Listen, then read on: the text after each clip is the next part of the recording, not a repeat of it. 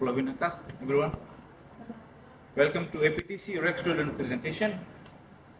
On behalf of APTC Rec students, I would like to welcome you all to this presentation and thank you for your valuable time here with us and listening to our content and views. To add on, I would like to say that we will be having an open forum at the end of this presentation. Any questions that you would like to ask will be answered then. We would like to thank APTC and FNU for the use of this venue. As you can see, it is still in progress, but like in any good or young thing, it will not stop growing. We would like to start by discussing Fiji's existing services. Fiji's electrical production is one of the best in the world, with over 70% of its electrical production coming from renewable source, mainly hydroelectric, with some solar power and biomass, and other 30% of is made side by side local electrical production via diesel or oil burning generators. Compared to the rest of the world, based on RAN 21 2016 report, renewables contribute 19.2% to humans' global energy consumption and 23.7% to their generation of electricity in 2014 and 2015. This energy consumption is divided as 8.9% coming from traditional biomass, 4.2% as heat energy, modern biomass, geothermal and solar heat.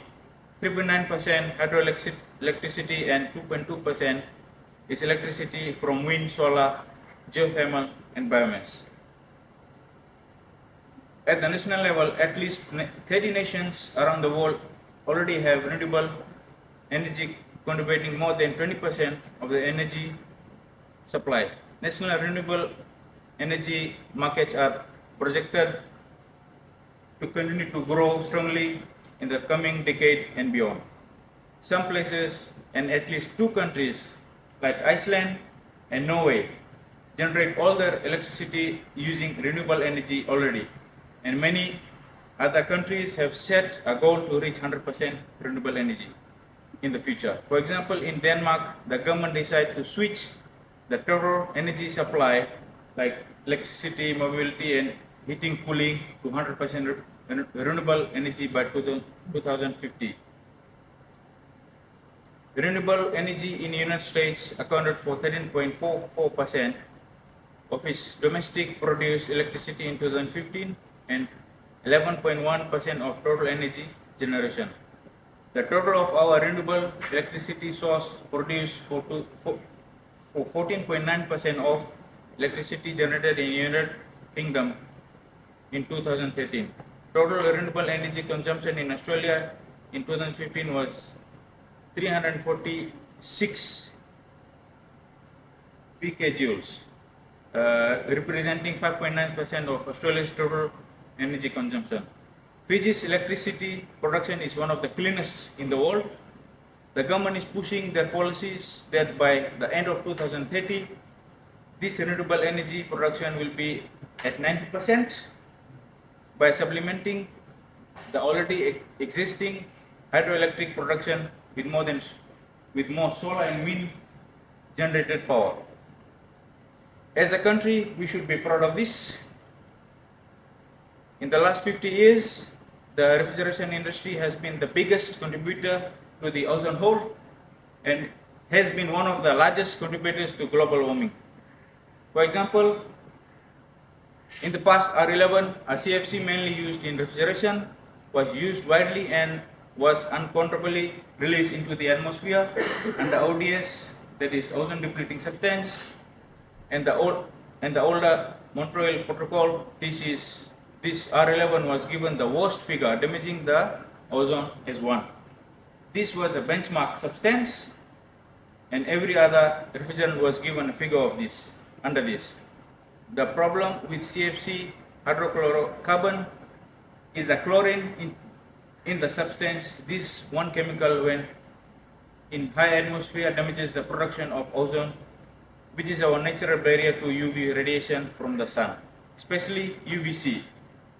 The higher the more lethal frequency of UVC, causing higher risk of skin disease and cancer. Fortunately, R11 is now banned in majority of the countries under ODS regulations. But its predecessor still remains R22 HCFC, hydrochlorofluorocarbon, is still widely used today all over the world, especially in air conditioning and refrigeration, except in UK and Europe, where it is completely banned as of 2015. America and Australia will completely ban in 2020, and other countries including Fiji by 2030. This R22 has an ODS figure of 0.055, while a lot lower than 1. With its extensive use throughout the world in air conditioning and refrigeration sector, and in some parts its lack of control of refrigerants had more effect on the ozone hole. GWP, global warming potential, is a calculation of substance effect on the thickness of atmosphere, keeping more heat in rather than letting it out into the space. This in turn is rising the global temperature of our planet. We use the terms greenhouse effect or global warming. GWP is regulated under Kyoto Protocol. This GWP, which is global warming potential, is the cause of intense weather patterns, drastic changes in temperature, and especially poignant in Fiji rising sea levels. Another refrigerant widely used today in the refrigeration industry is R404A, a HFC, hydrofluorocarbon, is one of the newer non-ODS refrigerant. So even though it does not affect the ozone hole, it does come with its own problems. R404A is given a GWP figure of 3,922, whereas carbon dioxide, the baseline substance, is given one figure of 1.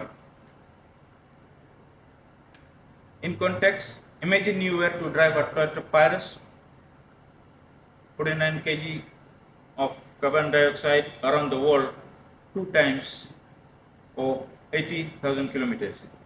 This would be the same damage to the atmosphere as 1 kg of R404A. Or if you were to drive a Toyota Prius around the world 27 times, you still would not have to done so much damage to the environment as releasing a cylinder of 13.6 kg of 404A. R404A has a lifespan of 40 years in the atmosphere before it breaks down. That is nearly 2 generations that could suffer. Some of our newer refrigerants, such as R23, have an atmospheric lifespan of 270 years, some even more longer. In Fiji right now, there is no limiting or regulation to stop the release of this newer HFC refrigerant. Fiji only recognizes the ODS or Montreal Protocol and not GWP or Kyoto Protocol.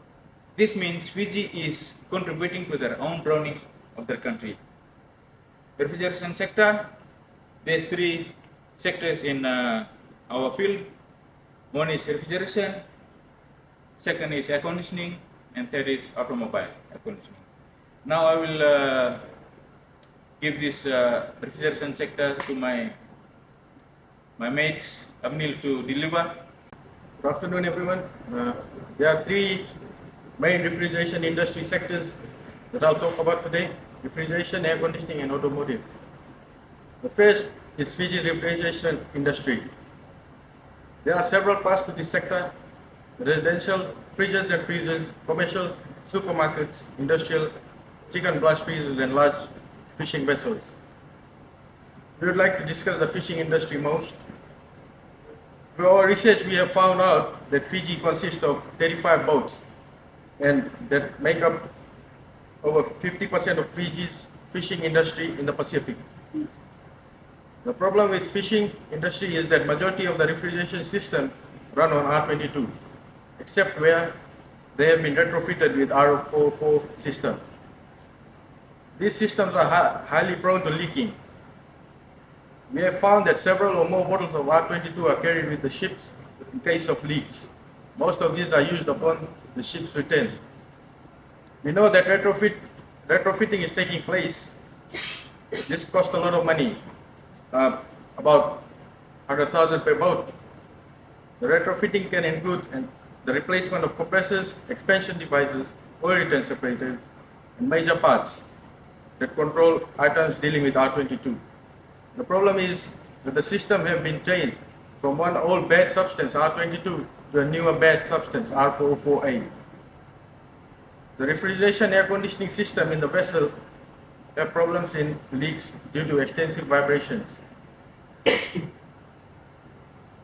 This cause contents leakage to the atmosphere of either of the two substances, both which are bad for the environment in one way or the other. Not to mention the underlying cost of the consumers. Discussions and forums should be taking place to discuss alternatives and control measures to improve this.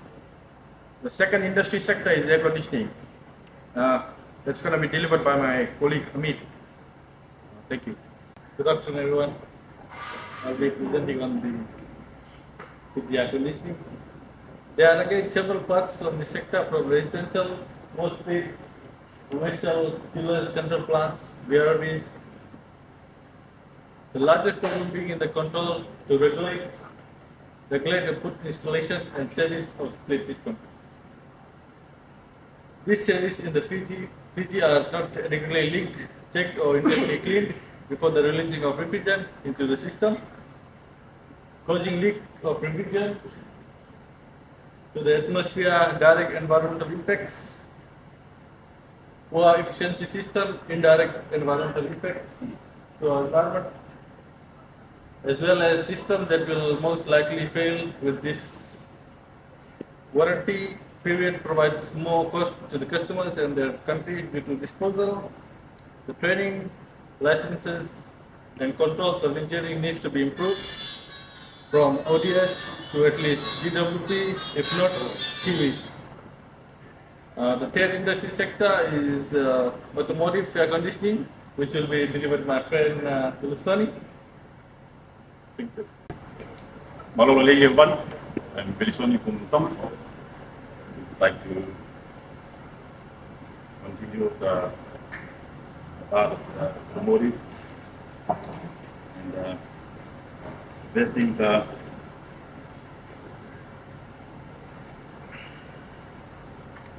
automotive air conditioning. Automotive air conditioning is playing a major role in the industry.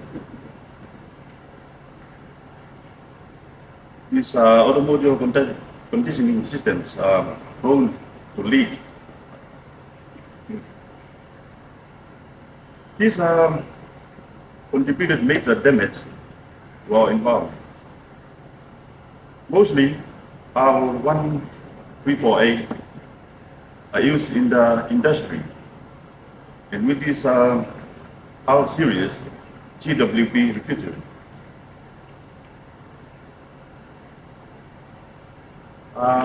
We made some zero call last month ago to some of the company in Fiji, and we found out engineers are following wrong techniques and procedure for working with automotive. The first call just told us we just called them to let them know how they repair the problems and find out what happened in the system, and we just try to find out what they were doing when the system is leaked. So they just release the refrigerant to the atmosphere.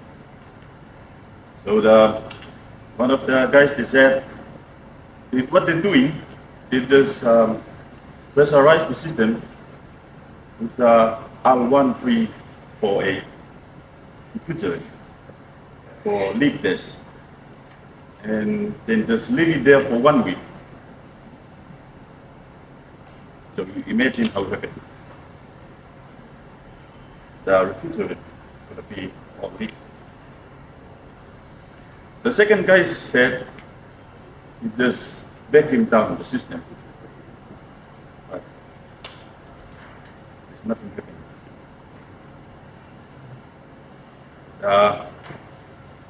There's a lot of practice going in both Fiji and the Pacific Island. All of this would learn the incorrect pursuit. So there is no GWB implementation or regulation R1348. So anyone can release the R1348 to the atmosphere. Our documentation will be given to you by the person who start our presentation. Move it again. Okay, thank you, Willie, Avi, and Amit. Okay, our recommendation on these three sectors, as we are all aware, the government is highly involved with COP23, Conference of Parties. Fiji is the presiding country this year, being held in Bonn, Germany. We are aware that the Department of Environment is in the process of writing new policies, procedures, and training for the government. They are interested in moving from ODS into GWP and possibly further into TV, which is Total Environmental Warming Impact Calculation. We are pretty sure that the Department of Environment and Government would like to present these new policies to the world at the COP23 conference. As it is, the Fijian government approval has recently paid out 30,000 to construct a 300 meter long and 2.5 meter height seawall at Kumi village to protect the village from rising sea level. This is just a band-aid reaction to the main problem. Fiji should investigate into the use of more efficient and environmental friendly refrigerant that are readily available for air conditioning. Firstly, for fishing industry, improving vibration system on the vessels, improving leak detectors, in sense of UV dyes, refrigerant leak sensors on vessels, using of dry nitrogen for proper strength testing, leak testing on the system before charging refrigerant into the system, proper breakdown of systems. Through our studies and research, we have found out that there are direct drop-ins for R22 and for other refrigerants. Drop-ins such as R453A, R417, R44D, and many more, where there is no need to change oil or any other component in the refrigeration system. Most importantly, upskilling our engineers, staff, trainers in Fiji. Our further recommendation would be with the government's backing to do a trial of 3 of these refrigerants to best find a way forward. This could be done in FNU APTC workshop. Further recommendation for air conditioning, upgrading regulation standards and code of practice, especially for installation, commissioning and servicing. Proper stage licensing, for example, auto air conditioning license, split air conditioning license, and full refrigeration license. Special licensing for the introduction of hydrocarbons, proper training, implementing hydrocarbons, and not going any further with the HFCs in small split systems. Going further for automotive air conditioning,